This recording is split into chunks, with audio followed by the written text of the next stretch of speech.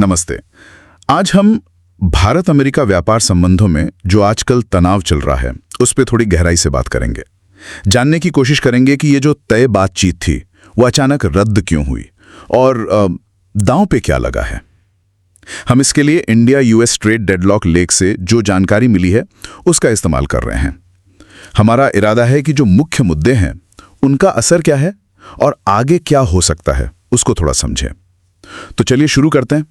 देखिए, भारत और अमेरिका के बीच व्यापार तो बहुत बड़ा है। जी हाँ, काफी बड़ा है। सालाना करीब 200 अरब डॉलर से ज्यादा का है।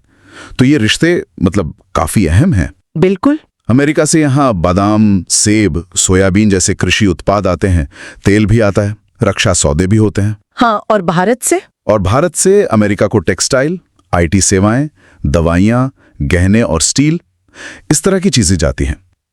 तो फिर ये अचानक गड़बड़ कहाँ हुई? ये बातचीत रद्द होने का मामला क्या है? 25 से 29 अगस्त 2025 के बीच एक जरूरी बैठक होनी थी। हाँ, तय थी बिल्कुल। और उसे अमेरिका ने एकदम आखिरी मौके पर रद्द कर दिया। ऐसा क्यों हुआ? कोई आइडिया? देखिए, जो लग रहा है यहाँ सबसे बड़ा पेंच शायद कृषि को लेके फंसा है। कृषि? अच्छा। हाँ, अमेरिका चाहता है कि भारत अपने बाजार अमेरिकी गेहूं, डेयरी उत्पाद, पोल्ट्री, इनके लिए और खोल दे। लेकिन भारत क्यों हिचकिचा रहा है? भारत की हिचकिचाहट की वजहें हैं।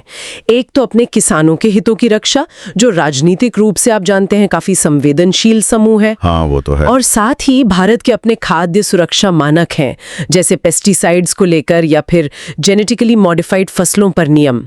और हाँ, किसानों को जो सब्सिडी दी जाती है वो नीतियां भी इसमें आड़े आ रही हैं। तो एक तरह से दोनों ही पक्ष अपनी अपनी जगह पर अड़े वैसे लगते हैं। समझ गया। तो कृषि एक बड़ा मुद्दा है, लेकिन लेख देखकर ऐसा लगता है कि बात सिर्फ यहीं तक नहीं है। टैरिफ का मसला भी कुछ गरमाया हुआ है। बिल्कुल सही। टैरिफ का मुद्दा भी काफी बड़ा है। अमेरिका ने हाल में भारत से आने वाले कई सामानों पर, जैसे स्टील, एल्युमिनियम, टेक्सटाइल, गहने, इन पर फिर से ऊंचे टैरिफ लगा दिए हैं। और चिंता की बात यह है कि अगर 27 अगस्त 2025 तक कोई समझौता नहीं होता तो एक बहुत बड़ा 50% का टैरिफ पैकेज लागू हो सकता है। 50%? ये तो बहुत ज्यादा है। जी, इससे भारत के निर्यातकों को, खासकर टेक्सटाइल, चमड़ा और गहनों के कारोबारियों को बहुत बड़ा झटका लग सकता है।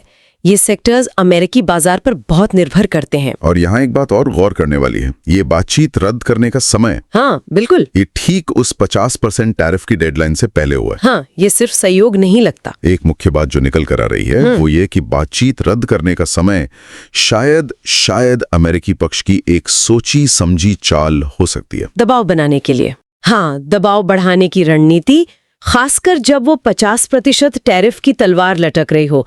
जैसे जैसे डेडलाइन पास आएगी, मोलभाव में अपनी स्थिति मजबूत करने की कोशिश हो सकती है। अच्छा, इस पूरी तस्वीर में एक और एंगल है जिस पर बात होनी चाहिए। रूस से तेल खरीदने का मुद्दा। हाँ, वो भी है। भारत रूस से सस्ता कच्चा तेल खरीद रहा है और यूक्रेन युद्ध के चलते जो प्रतिबंध लगे हैं, जाहिर है अमेरिका इससे खुश नहीं है। जी बिल्कुल। ट्रंप प्रशासन ने पहले चेतावनी भी दी थी कि अगर भारत बड़े पैमाने पर रूसी तेल खरीदना जारी रखता है तो उस पर सेकेंडरी टैरिफ लग सकते हैं। हाँ, सेकेंडरी टैरिफ का मतलब है ऐसे शुल्क जो उन देशों पर भी लग सकते हैं जो सीधे रूस से व्यापार नहीं कर रहे पर उससे प्रतिबंधित सामान खरीद रहे हों। हालांकि हाल ही में अलास्का में पुतिन से मिलने के बाद ट्रंप ने कुछ नरमी के संकेत दिए थे, लेकिन वो खतरा पूरी तरह से टला नहीं है। अच्छा। भारत का तर्क है कि ये उसकी ऊर्जा सुरक्षा का सवाल है और आम लोगों के लिए ईंधन सस्ता रखने की जरूरत है। सही बात है। जबकि अमेरिका चाहता है कि प्रतिबंधों पर सब एक साथ खड़े हों, तो ये इस व्यापारिक तनाव में एक और मुश्किल परत जोड़ देता है। तो कुल मिलाकर अगर ये स्थिति ठीक नहीं होती है तो इसके परिणाम क्या हो सकते हैं? बड़े लेवल पर इसका असर क्या दिख सकता है? देखिए, भारत के लिए तो सीधा असर निर्यातकों पर पड़ेगा। टेक्सटाइल, गहने, चमड़े का सामान, मशीनरी, ये सब प्रभावित होंगे। इससे पूरी अर्थव्यवस्था पर दबाव बन सकता है और डॉलर के मुकाबले रुपया भी कमजोर हो सकता है। और जैसा कि लेख में भी इशारा है, ये किसान अमेरिकी राजनीति में काफी असर रखते हैं। हाँ, ये तो है। और अगर वैश्विक स्तर पर देखें तो ये भारत अमेरिका के रणनीतिक रिश्तों में एक तरह की दरार डाल सकता है। अच्छा। भारत को शायद व्यापार के लिए रूस या चीन के और करीब जाना पड़े। और जो हिंद प्रशांत क्षेत्र में चीन के बढ़ते प्रभाव को बैलेंस करने की साझा कोशिशें हैं, उनको भी ये कमजोर कर सकता है। तो मतलब आने वाले दिन तो काफी तनाव भरे लग रहे हैं, खासकर ये 27 अगस्त की डेडलाइन के साथ। हाँ बिल्कुल। ये पूरा मामला ऐसा लग रहा है जैसे घरेलू राजनीतिक मजबूरियां, वैश्विक रणनीति और आर्थिक दबाव का एक जटिल खेल है। बिल्कुल। और अगर हम इसे थोड़ा और बड़े पैमाने पर देखें तो इस तरह के जो व्यापारिक टकराव होते हैं वे अक्सर वैश्विक शक्ति संतुलन में जो बदलाव आ रहे होते हैं और देशों की जो बदलती प्राथमिकताएं होती हैं उनका संकेत होते हैं।